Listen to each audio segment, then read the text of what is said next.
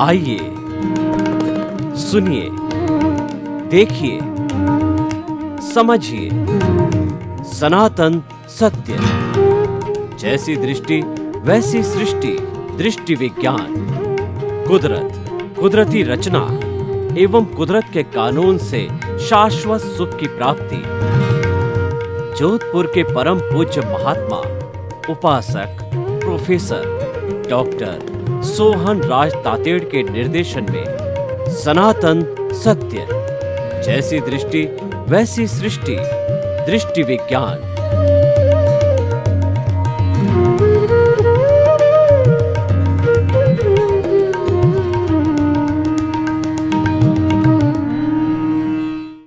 भाई और बहनों, मातृशक्ति को नमन। आज का हमारा अति उत्तम विषय कर्म सबसे बड़ा न्यायाधीश। देखिए, जब कभी भी हमारे जीवन के अंदर आपस में समझौता नहीं होता है और पोजीशन बहुत क्रिटिकल बन जाती है, सारे प्रयास कर लिए जाते हैं कि समझौता हो जावे, बीच में पंच को भी डाला जाता है, फिर भी नहीं होता है, क्योंकि दो गुट में से, दो पार्टी में से एक पार्टी उग्र होती है, समझौतावादी नहीं होती है, तब वो अड़ जाती है, या जो है वो व्यक्ति कोई अपराध कर बैठता है। तो ऐसी स्थिति के अंदर मामला न्यायालय में चला जाता है। न्यायालय में दो चीजें होती है।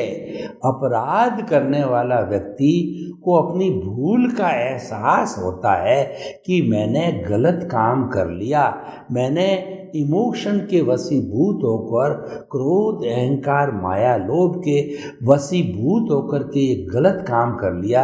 ऐसा व्यक्ति धार्मिक होता है और वह अपनी भूल को स्वीकार कर लेता है, कन्फेस कर लेता है।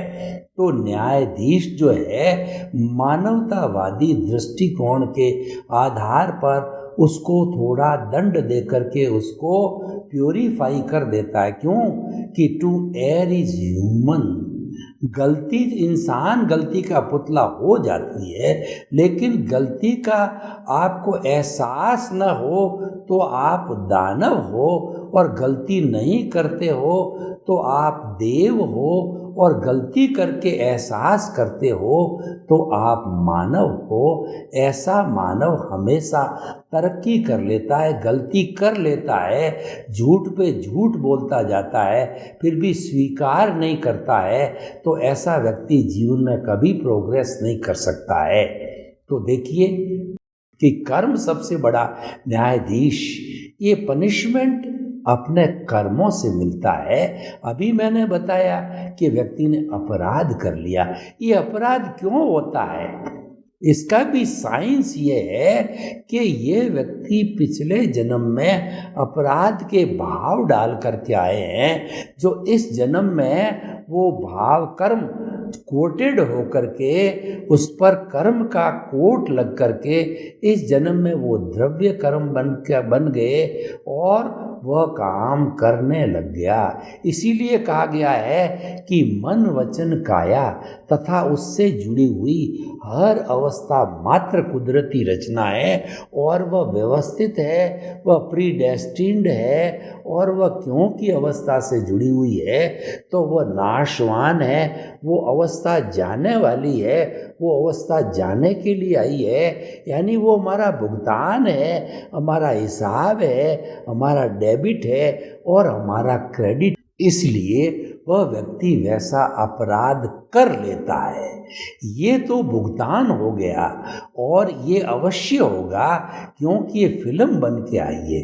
लेकिन अब देखिए, उस भुगतान के बाद के अंदर अगर व्यक्ति अपनी प्रज्ञा का सहारा लेता है, उस व्यक्ति, वो ज्ञानी व्यक्ति है, वो व्यक्ति पुण्योदय वाला है, और उस व्यक्ति को अच्छा गुरु मिला हुआ है, उसको ज्ञानी पुरुष ने उसको ज्ञान दिया है, उसको दृष्टि विज्ञान दिया है, और वह उसमें अगर विश्वास करता है तो वह क्या करेगा कि उसके अंदर जब आपने कोई अपराध किया, मान लीजिए किसी ने क्रोध के वशीभूत होकर के बहुत बड़ा अपराध कर लिया, यानी किसी का मर्डर कर दिया, और ऐसे व्यक्ति को प्रायश्चित पश्चाताप होता है, तो वह व्यक्ति उसकी जो है स्वीकार करता है, आलोचना करता है। मैं आपको एक कहानी के माध्यम से बताना चाहता हूँ कि दो पक्के मित्र थे और उनमें मित्रता अटूट थी, लेकिन किसी बात को लेकर के उन दोनों के बीच में गहरा झगड़ा हो गया, और झगड़ा इस कदर हुआ कि एक मित्र ने दूसरे मित्र की आत्महत्या कर दी। आत्महत्या करते ही उसके भीतर ग्लानि हुई, क्योंकि समझदार व्यक्ति था वो, उसको ज्ञान लिया हुआ हो, उसकी प्रज्ञा जागृत हुई, उसका जो भीतरी तंत्र है वो काफ़ी शुद्ध था, तो वह जागृत हुआ, उसको पश्चाताप हुआ कि मैंने मेरे परम मित्र की जो है हत्या कर ली। तो अब उसने कहा क्या करना चाहिए, मैं पश्चाताप कैसे करूं? भीतर ही भीतर वो पश्चाताप तो करने लगा, लेकिन क्योंकि व्यवहार जगत में तो ये कार्य हो गया, और उसका तो जो न्याय पनिशमेंट है वह तो फांसी है, तो वह जो है उसकी माता के पास में गया। माता उसको जानती थी कि ये मेरे बेटे का परम मित्र है, उसके पैरों में पड़ गया, और एक हमारी जो है व्यवहार पक्ष का सूत्र है कि उसने हरी घास को अपने मुंह में डाल करके माँ के चरणों में पड़ा और माँ को कहा कि मैं तेरी गाय हूँ, तू अगर मेरे को मारना चाहे तो इसी वक्त मेरी आत्महत्या कर सकती हो, मुझे मार सकती हो, अगर मुझे, क्योंकि मैंने ये काम जो है कुछ मेरे जो है वो भावनाओं के द्वारा जो है अभिभूत होकर के मन मज क्रोध अहंकार माया लोभ में से किसी के वशीभूत होकर के ये मैंने कर लिया। मेरा परम मित्र है वो, उसके जाने का मुझे बहुत अफसोस है, तो अगर तुम मेरी रक्षा करती हो तो तुम मेरी माँ हो, तो मैं तुम्हारा जीवन भर भरण पोषण करूँगा। अब माँ ने देखा कि इसने अपनी गलती स्वीकार कर ली, इसने अपना प्रायश्चित कर लिया, और उसने कहा कि अगर इसको मार भी दूंगी तो मेरा बेटा वापस आने वाला नहीं है, मैं 2 बेटों को खो दूंगी। तो माँ समझदार थी, उसने जो है कहा कि तेरे को माफ़ करता हूँ, और उसने उस माँ की सेवा जो उसका एक्चुअल बेटा था उससे भी बहुत सुंदर तरीके से की। तो यहाँ पर अपना विषय लागू होता है, कर्म सबसे बड़ा न्यायाधीश है। देखिए ये कर्म क्यों हुआ, क्योंकि वो पीछे से लेकर के आया था। मन वचन काया का जो उदय और प्रारब्ध है वो हमारे हाथ में नहीं है, उसका सारा नियोजन कुदरत के हाथ में है। कुदरत संजोग जुटाती है, उन संजोग के तहत हमारा हर क्षण जो है कार्य करता है, और पीछे से हम कर्म लेकर के आते हैं। ईश्वर के लिए, कुदरत के लिए कहा गया है, ईश्वर सबसे बड़ा न्यायाधीश है और कुदरत सबसे बड़ी न्यायाधीश है। कुदरत ये कहती है तेरा जैसा उपादान होगा, तेरा जैसा जो है अंश और सीट के अंदर लिखा हुआ होगा, उसी के अनुरूप ही मैं रिजल्ट दूंगी। उसे न तो 1 नंबर अधिक दे सकती, न 1 नंबर कम दे सकती। कुदरत कभी भी अन्याय नहीं करती है, इसलिए कुदरत सबसे बड़ी न्यायाधीश है। और दूसरे शब्दों में कर्म का जो उदय है जो कुदरत के द्वारा होती है, तो हमारा कर्म सबसे बड़ा न्यायाधीश हो गया। उसके अनुरूप हमको पनिशमेंट मिलता है, अवार्ड मिलता है। तो कर्म तो कर लिया उसने, पक्के मित्र की हत्या कर ली, तो ये कर्म ने करा लिया, लेकिन उसके बाद में आलोचना, प्रतिक्रमण, प्रत्याख्यान। हर समस्या अपना समाधान साथ में लेके आती है, लेकिन उसको समाधान को देखने की भीतरी नज़र होनी चाहिए। वो भीतरी नज़र हत्या करने वाले जो है फ्रेंड, जो मित्र के पास में थी और उसके मित्र की माँ के पास थी। तो दोनों की भीतर की प्रज्ञा, भीतर की समझ, समस्या के समाधान की समझ की एप्लीकेशन हुई। यानी कि हमारे ज्ञान, इसको कहते हैं ज्ञान दर्शन की एप्लीकेशन। दोनों ने ज्ञान दर्शन की एप्लीकेशन की। अगर वह लड़का कहता कि मैंने मारा तो मार दिया क्योंकि उसने गलती की, मैं क्या करूं, तो माँ कहती है तू क्या करे, तो चल मैं तेरे को फांसी पे चढ़वाती हूँ। तो ये पक्ष भी हो सकता था, लेकिन दोनों ने उस बात को आगे बढ़ाया नहीं। यानी कि दोनों ने कॉज नहीं डाले। न तो हत्या करने वाले ने कॉज डाला, उसने उसको समझदारी के साथ में, संभाव के साथ में अपनी आलोचना कर ली, गलती मेरे से हो गई, और उसका प्रतिक्रमण भी किया कि मैंने मेरे मित्र, जो परम मित्र है, उसको खो दिया, रोने लग गया, ग्लानि करने लग गया। और भीतरी भी तो उसने जो है प्रत्याख्यान किया कि मैं कभी भी जीवन में ऐसा कार्य नहीं करूँगा। तो आलोचना, प्रतिक्रमण, प्रत्याख्यान की शक्ति से जो माँ का हृदय भी द्रवित हो गया और उसने उसको क्षमा किया। माँ के हित में भी अच्छा हो गया, उसकी जो है अपने लड़के के समान उससे भी अधिक सेवा हुई। यानी एक बेटा गया, वो दुख का कारण तो है ही है, लेकिन दूसरा बेटा उसको मिल गया। तो भाई और बहनों, ये नो कॉज वाला मैटर है, कॉज नहीं पड़ा। अगर लड़का गलत दृष्टिकोण लेता, माँ गलत दृष्टिकोण लेती, दोनों के कॉज पढ़ते, और ऐसा एक कॉज को कॉज कहते हैं। और जन्म से मृत्यु तक हम क्रिया की प्रतिक्रिया करते हैं। यानी कि जब हमारा उदय भाव आता है, उस पर प्रतिक्रिया नहीं करें, जैसा कि माँ ने और उसको मर्डर करने वाले ने नहीं की, तो हमारे कॉज नहीं पड़ते हैं, वह भुगत लिया जाता है, कर्म का भुगतान हो जाता है।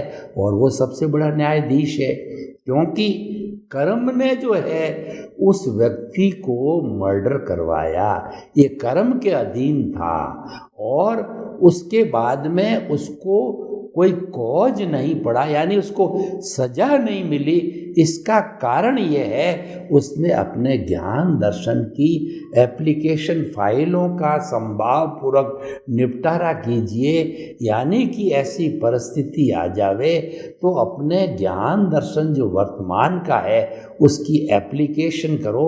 एप्लीकेशन करने का मतलब संभाव रखो, और उस स्थिति में संभाव का अर्थ ये था कि आप आलोचना, प्रतिक्रमण, प्रत्याख्यान करो, तो आपका जो है ये कसूर है वह उसमें सहयोग करेगी, आपको कुदरत सहयोग करेगी, क्योंकि आपका जो ज्ञान दर्शन की एप्लीकेशन का संजोग जुटाने का काम है वो कुदरत करती है। आपने सही समझ रखी और माँ ने सही समझ रखी, तो कुदरत ने कोई एक्शन नहीं लिया, और दोनों ने सही समझ नहीं रखती तो कुदरत है उसको न्यायालय में भेजती, और उसके साथ साथ में उसको हो सकता है कि फांसी की सजा हो जाती। तो भाई और बहनों, हमारा जो विषय है कि को सुख को दुख देत है, और कर्म देत झकझोर, उर्जत सुरजत आप ही ध्वजा पवन के फेर। जो मंदिर के ऊपर टॉप पे, कंगूरे पे जो हमारी ध्वजा होती है, उसको कौन फहराता है, कौन समेटता है, वह पवन करती है। तो जन्म से मृत्यु तक का हमारा सारा संचालन कुदरत द्रव्य क्षेत्र काल भाव से कर्माधीन करती है। जैसा हमारा भाव कर्म है, जो इस जन्म में द्रव्य कर्म मिल गया, यानी भाव कर्म तो पिछला है और वही मन है, और ये भाव मन से द्रव्य मन बन गया। पहले स्पीच और एक्शन के बीज पड़े थे वो तो चार्जिंग के थे, और जब ये हमारा नया जीवन बन गया तो वह स्पीच और एक्शन के बीज है उदय प्रारब्ध के अंदर डिस्चार्ज के रूप में हो जाते हैं। भाव मन के साथ तो स्पीच और एक्शन के बीज होते हैं, चार्जिंग के होते हैं, और द्रव्य मन के साथ के अंदर स्पीच और एक्शन के बीज होते हैं, वह जो है वो डिस्चार्ज के होते हैं। मन तो वही है, वो तो भाव मन तो चार्ज करने वाला था, और ये द्रव्य मन है वो डिस्चार्ज मन हो गया। मन तो वही है। तो इसीलिए भाइयों और बहनों, हम आपको बताना चाहते हैं कि कर्म सबसे बड़ा न्यायाधीश है। इसीलिए कर्म करने के पहले आप चिंतन कर लो कि ये कर्म जो मैं कर रहा हूँ इसका परिणाम क्या होगा। हर काम को करने के पहले उसके परिणाम को देखना चाहिए, और इसके लिए सबसे अच्छी साधना क्या है कि आप जो मन वचन काया तथा उससे जुड़ी हुई हर अवस्था मात्र कुदरती रचना है, यानी जन्म से मृत्यु तक हमारे साथ कोई भी घटित होता है तो हमको उसका कुदरती रचना मानना चाहिए। उसके उस एक्शन का कोई रिएक्शन नहीं करना, इतना करके डिटेल में नहीं जाना है कि किसी ने मेरे को थप्पड़ क्यों मारी और मेरे घाटा क्यों लगा, मेरा लड़का मुझे गाली क्यों दे रहा है, कोई व्यक्ति ने मेरे पैसे क्यों दबा लिए, और जो है कोई व्यक्ति मेरे साथ बुरा व्यवहार क्यों कर रहा है, या कोई व्यक्ति मेरे साथ अच्छा व्यवहार क्या कर रहा है। तो ये सब कुदरती रचना है। ये पिछले जन्म के जो भाव थे उस भाव से जो है वो हमारा चार्जिंग डिस्चार्ज बना, वो रिएक्शन का, वो एक्शन का रिएक्शन है, पिछले जन्म का बिंब है, वो इस जन्म में प्रतिबिंब बन करके आता है। वही चार्ज हुआ डिस्चार्ज होता है, वही फिल्म हम साथ में लेकर के आते हैं। वो मन वचन काया की बैटरी है, हम चार्ज लेकर के साथ में आते हैं और वो डिस्चार्ज होती रहती इस जन्म में। उसको कुदरती रचना बांधते रहोगे तो क्या होगा।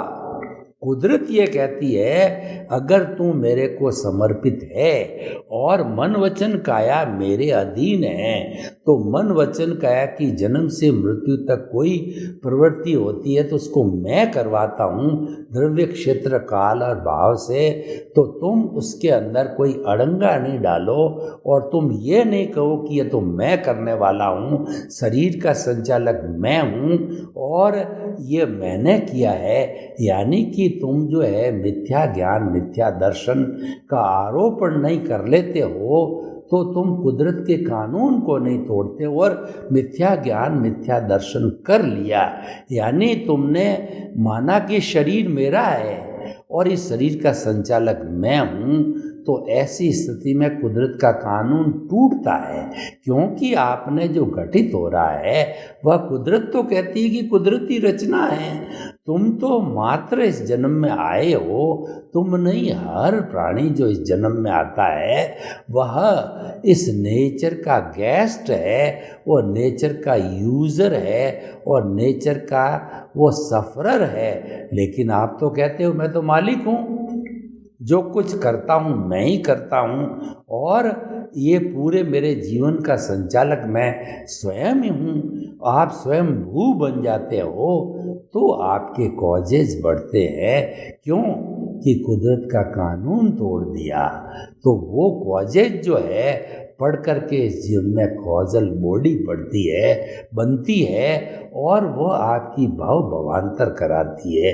और दूसरे शब्दों में आप कुदरती रचना मानते रहते हो, चाहे आप व्यापारी हो, चाहे आप साधु सन्यासी हो, चाहे आप न्यायाधीश हो, कुछ भी काम करने वाले हो, चाहे आप स्त्री पुरुष हो, दुनिया का कोई भी प्राणी जो है ये कुदरत के कानून को नहीं तोड़ता है तो उसके कोई भी भाव नहीं पड़ते। और जो पूर्व जन्म का डिस्चार्ज जो बर्फ की सीला की तरह है, वो धीरे धीरे पिघलता रह गया, नया चार्ज नहीं है। और पुराना डिस्चार्ज समाप्त होते होते हमारे भावों को चार्ज और डिस्चार्ज कराने वाली जो प्रतिष्ठित आत्मा है, जो चार्ज कराने वाली प्रतिष्ठित आत्मा है, वो लाइव प्रतिष्ठित आत्मा है, और डिस्चार्ज कराने वाली मैकेनिकल प्रतिष्ठित आत्मा है, वो खाली सिंगल साइडेड डिस्चार्ज होता है और लाइव के अंदर चार्ज होता है। तो ऐसी स्थिति के अंदर हम मुक्त रहते हैं और कुछ ही जन्मों के अंदर हम जो है शाश्वत सुख की प्राप्ति कर सकते हैं। तो भाइयों और बहनों, आप हमेशा ध्यान में रखें कि जो कुछ घटित हो रहा है मेरे पूर्वकृत कर्मों के कारण हो रहा है, लेकिन मैं अब इस पर नए कोष डालने में स्वतंत्र हूँ, क्योंकि जो आत्मा की भाव सत्ता है, प्रज्ञा है, अगर आप चिंतनशील व्यक्ति है, अगर आप एनलाइटेड हो, अगर आप गुरु का ज्ञान मिला हुआ है, अगर आपके कर्म हल्के हैं, तो वो आपका ज्ञान दर्शन है, वो काम करेगा, उसकी एप्लीकेशन होगी, उसकी एप्लीकेशन सम्यक ज्ञान सम्यक दर्शन की बिल्कुल सीधी सी थ्योरी है। सम्यक ज्ञान सम्यक दर्शन जो वर्तमान का है, उसकी जो एप्लीकेशन होती है और वो भूतकाल वर्तमान काल होकर के सारा रिजल्टेंट रूप में सम्यक ज्ञान सम्यक दर्शन बनता है। जब उसकी एप्लीकेशन होती है तो नो कॉजेस, और मिथ्या ज्ञान मिथ्या दर्शन की एप्लीकेशन होती है तो कॉजेस। कॉजेस का अर्थ होता है कि आप भाव भ्रमण करते रहो, आप अज्ञा बन जाते हो, और कॉज नहीं होता है तो आप भाव भ्रमण रुक जाता है, आपकी प्रज्ञा काम करने लग जाती है, और एक समय आता है कि आप स्टॉक समाप्त हो गया, क्योंकि नया निर्मित नहीं किया और पुराना समाप्त हो गया।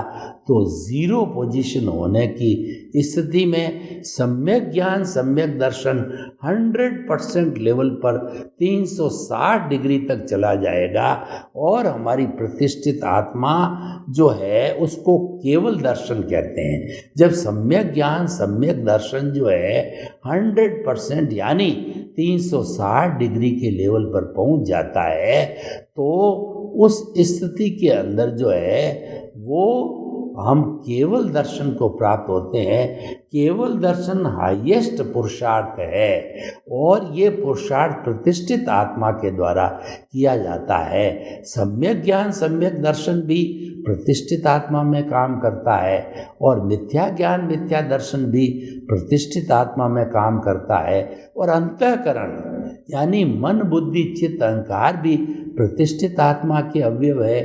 और पूर्व जन्म का ज्ञान दर्शन, वर्तमान का ज्ञान दर्शन, और जो है वर्तमान का इंटरेस्ट और वर्तमान का इंटेंशन, ये सारा करके मिलके ये लाइव प्रोसेस कहलाती है, और वह कॉज डालती, फिल्म बनती है लाइव। तब क्या होता है, हीरो होता है, हीरोइन होता है, डायरेक्टर होता है, लड़ने वाला होता है, और दूसरा क्या, रक्षा करने वाला। कई लोग कई प्रोसेस मिलके फिल्म बनती है, उस फिल्म का नाम है प्रतिष्ठित आत्मा हो गया। इतने लोग मिलकर के लाइव प्रोसेस करके, और फिर जो है वो कॉज पड़ता है, और वो कॉज पढ़ना होता है, तब फिर उसके साथ में कोड चलता है, क्योंकि जो कॉज है वो राग द्वेष से जुड़ा हुआ है, और वो हमारे मोहनीय कर्म से जुड़ा हुआ है, और उस पर कोड चढ़ता है। कोड चढ़ने के बाद में वो भाव कर्म बन जाता है, और ऐसे भाव कर्म इकट्ठे होते होते कॉजल बॉडी बनती है, और व्यक्ति जब मर जाता है तो वो कॉजल बॉडी अगले जन्म के अंदर कैरी फॉरवर्ड होती है आत्मा के साथ में। और आत्मा मीन्स सम्यक ज्ञान सम्यक दर्शन, और आपकी आत्मा कलुषित है तो उसके साथ में मिथ्या ज्ञान मिथ्या दर्शन भी जाता है।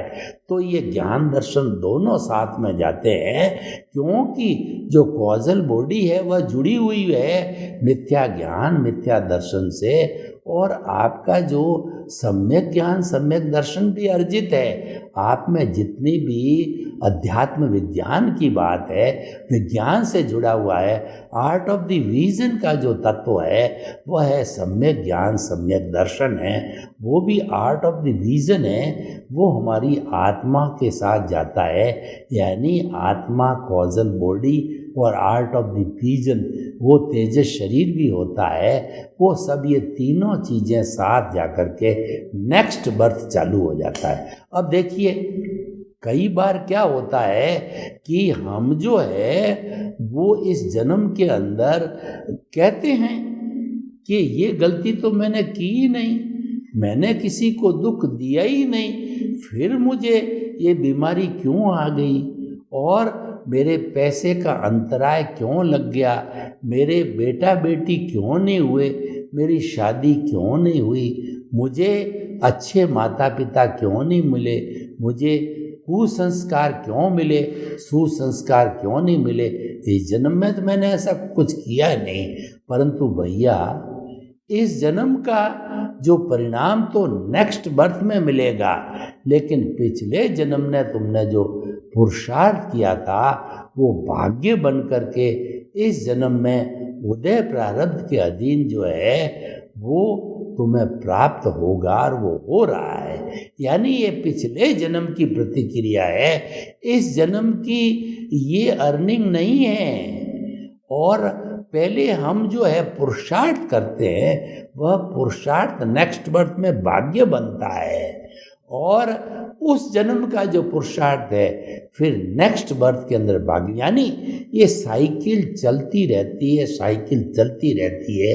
इस परिधि को तोड़ने के लिए हमारा सेंटर मजबूत होना चाहिए। अगर सेंटर मजबूत है और उसके 4 वर्किंग एलिमेंट्स निमित्त निर्दोष अकर्ता और शुद्ध आत्मा, ये चारों उसके जो घटक है, अगर ये पावरफुल होते हैं, जिसको हम ओरा कहते हैं, जो कि हमारा केंद्र आत्मा है, उसके साथ जो ओरा होता है, ये ओरा जो है वो हमारी परिधि की क्लीनिंग करता रहता है। डिटर्जेंट पाउडर की तरह होता है, डिटर्जेंट पाउडर दाग को धोता रहता है। तो ये हमारा निमित्त निर्दोष अकर्ता और शुद्ध आत्मा है, ये हमारे सिपाही है, ये हमारी सेना है। ये सेना जो हमारा अज्ञान रूपी परिधि है, धन दौलत सत्ता, उसको धो करके हमको साफ करती है। तो भाई और बहनों, इस बात के अंदर कोई भी विवाद नहीं है कि कर्म सबसे बड़ा न्यायाधीश है। सर्वे भवन्तु सुखिनः, सर्वे सन्तु निरामया। लोग के जीवों को सुख मिले, शांति मिले, आनंद मिले, प्रेम मिले, सौहार्द मिले, और सभी हम हिल मिल करके इस दुनिया को स्वर्ग बनावें। आपके प्रति मंगल भावना। ओम शांति।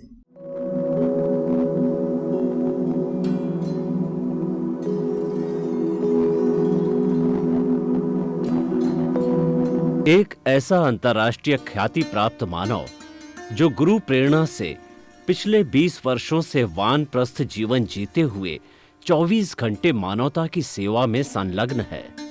एक ऐसा मानव जो अभी राष्ट्रीय अंतर्राष्ट्रीय टीवी चैनलों पर 7,500 एपिसोड के माध्यम से सनातन सत्य, आत्मविज्ञान एवं पुनरुत्थान, व्यवहार एवं निश्चय जगत के जीवनोपयोगी विषयों पर हृदय स्पर्शी प्रवचन कर चुका है।